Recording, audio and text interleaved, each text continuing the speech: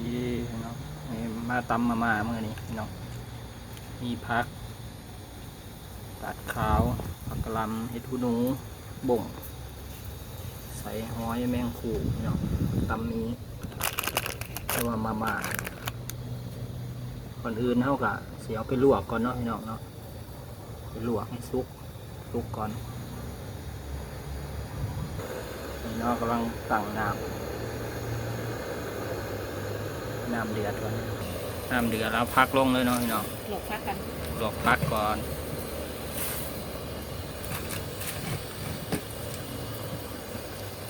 ใส่เห็ดหูหนูผักกาดขาวผักกะหล่ำผักบ่ง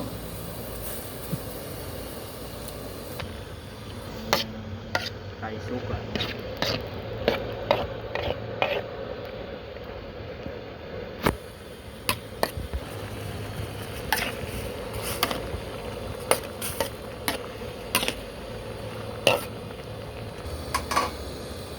ลวกหอยต่อเนาะพี่น้องเนาะ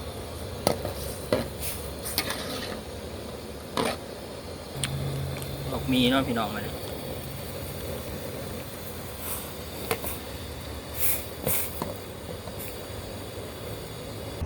ลวกเรียบร้อยว่าทุกอย่างเลยเนาะพี่น้องเนาะวันนี้นี่เอาก็จะเอาไปตำนะวันนี้ไปเบิ่งไปส้มกันเลยพี่น้องเสร็จเป็นที่เรียบร้อยแล้ววันนี้เอาสิมาตำได้วันนี้เนี่ยน้าวหายอันนี้ก็พริกแกงแล้วก็เทียมเนาะพี่น้องเนาะตำปรุงกับสุโรสพี่น้อง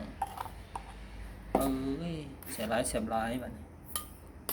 น้ำตาลเด้ออันนี้พี่น้องขาวคือกันใส่ปลาแดกลงไปเนาะพี่น้องประมาณ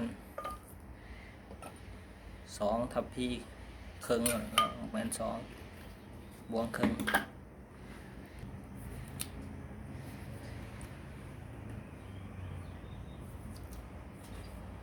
เกล็นเนาะพี่น้อง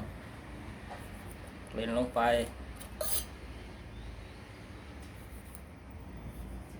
ตำแบบเดียวก็ตำหุงพี่น้องหมักแบบใดก็ใส่หลายอย่างแซ่บเอามีกุ้งปลาหมึกก็ใส่กุ้งปลาหมึกแซ่บเหมือนกัน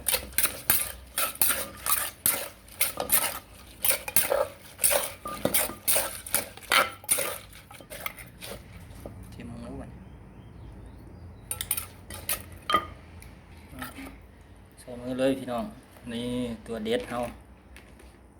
เส้นมาพี่น้องลองตำเบิ่งเด้อใครบ่เคยตำนี่ใส่ผักลงไปผักรวมใส่ผักใส่หอยแบบนี้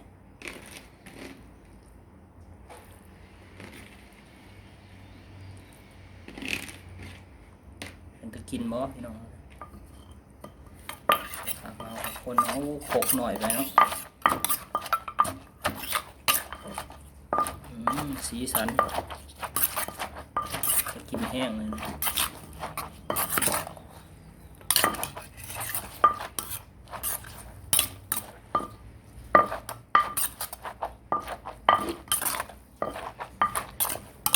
ตำมาพี่น้องตำมา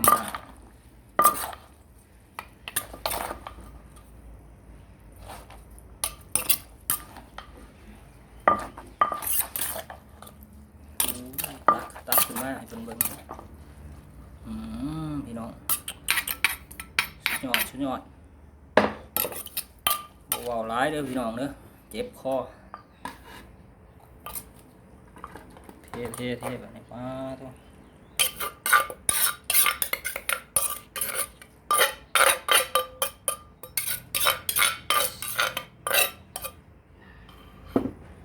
เสียงขูดขบกระแสเลยพักกินครับกับข้าวหมากกระทินนี่น้องยอมกระทินนี่ไปกินกันเลย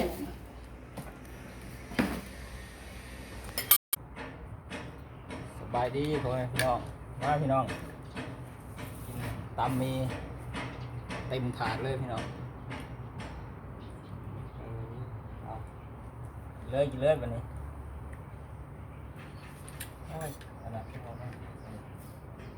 ม ม่ก็แห้ง มาแล้ว ไปแม่บอกของ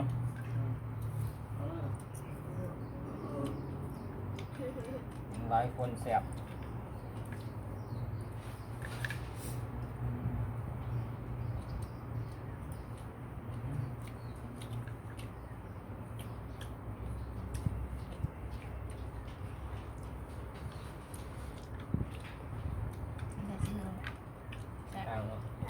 เรากับชิ้นพี่น้อง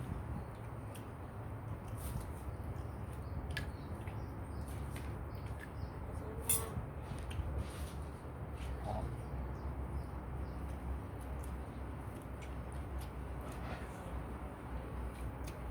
กินหายก็จีนกูเวียดเนาะใส่ตะเกียบก็สั่นเมื่อตีใส่มือยุบ ไปหามูอยู่ดอนฮอถึงแบบ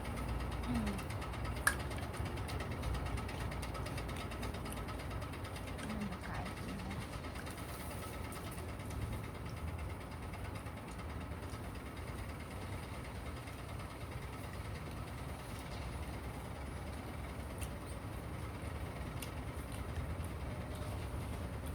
แล้วก็ไปขายถึงไว้ตายแล้วไปขายถึง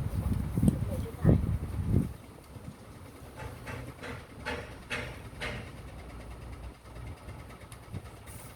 แหลกแสบ แบบว่า ทุกยอด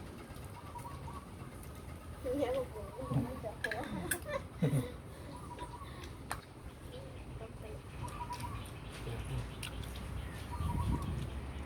สู้นะหอมสู้ เดี๋ยวมันยาบึงมา มากิน นอน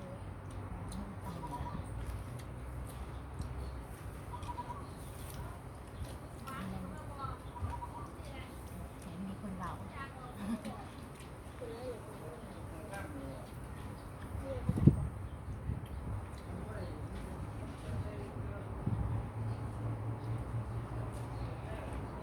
ยู่ เผ็ดขนาดเว้ย เผ็ดเลยนะโอเค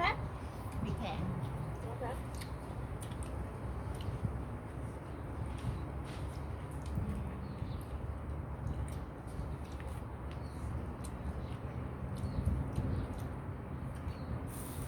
หวานห้องไอ้เดียวหยานกิน ถ้าอย่าง แหวน ทุก ข้า วัน วพัน อืม ท้องโขกวะท้องโขกยังไม่ได้ทำนี่นะ ไว้มี น่าสิพักโขกของมัน เพื่อเขาก็ใช้ทุนมันมีนะ เสริมเหล้าพี่น้อง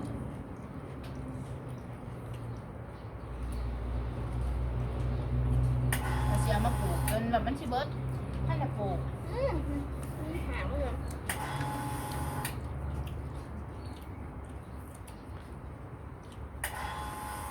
ราไปดูเชียงมันจะอีก เป็นจกหนึ่งอันนี้ อยู่ต้นแม่ให้ถือเฉยๆเจ็บ พูดว่าไงนะ หาพวกมันยุ่งบ่อย ไก่พวก แกง ไก่มาก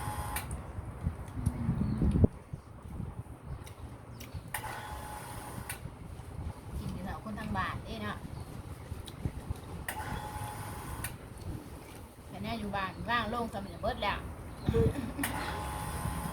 ต้องอ้อยดำลูกหานี่ยุบแล้ว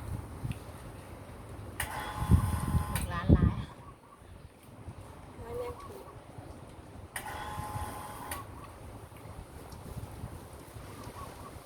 ให้แม่ปลูกเป็นเสียงปักหนัก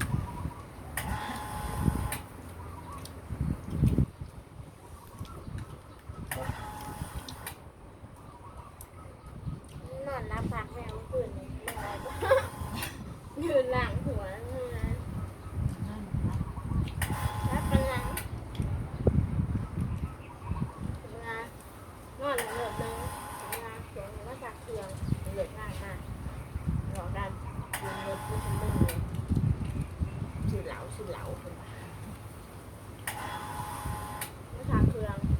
มองลงมาปิดไฟต้องทักไปหาในทีวีแต่ละเห็นคนมาตากเทียง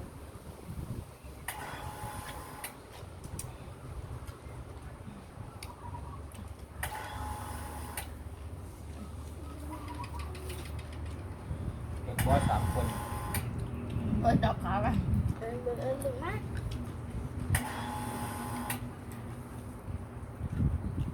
เฮ้ย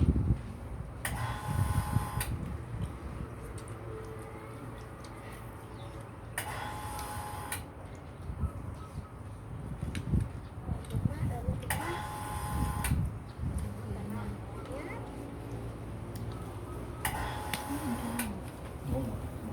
นี่ยังเบิ้งต่อย สอนเป็นที่นะ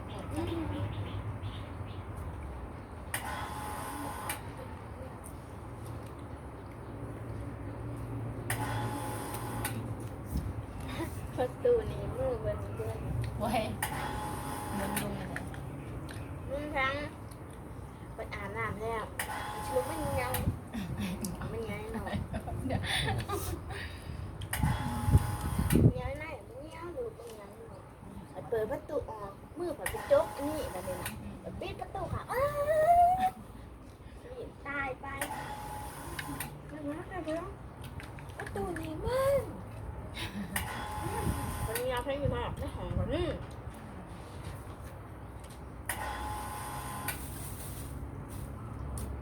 เครื่องห้องน้ำครับ ใช้ประตูหน้ามือปัดจกอันนี้ขาวนี่นี่ตัดเตือนแล้ว ตื่นแล้วมันนอนเดี๋ยวห้องมันเล่นกล่อง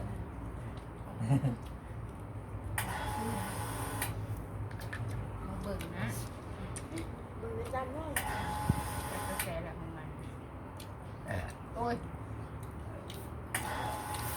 มันหัวบ่อ่านสั่งลงไปถึงแต่ปีมาโว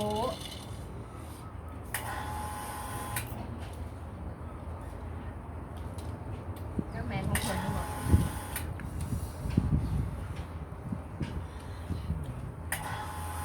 ขอบคุณ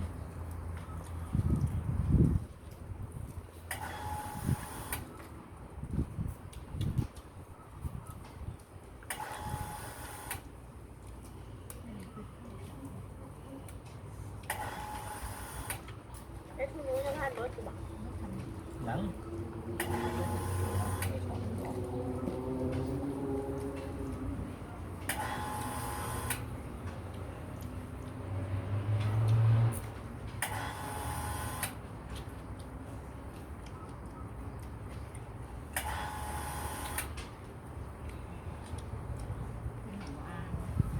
โอ้ยเล่นเกม มันหนักส่งไปข้าวปฏิการยังบ่อ่านแบบทำไมว่า ตัวไปมันทำแล้ว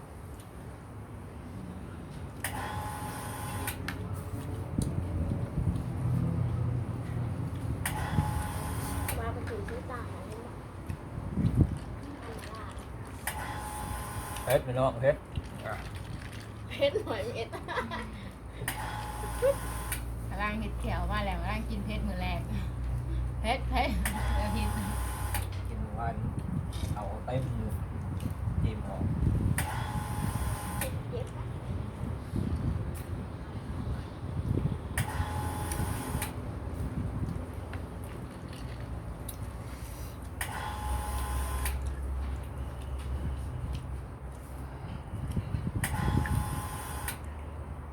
ก่อนนาที งานน้องเบิ่งไก่ๆบ้านนี่ว่าจะเบิดกิน3 คน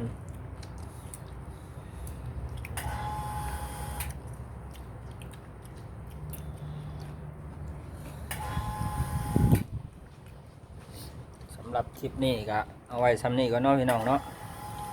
ฝากกดติดตามในเด้อพี่น้องเด้อไปแล้ว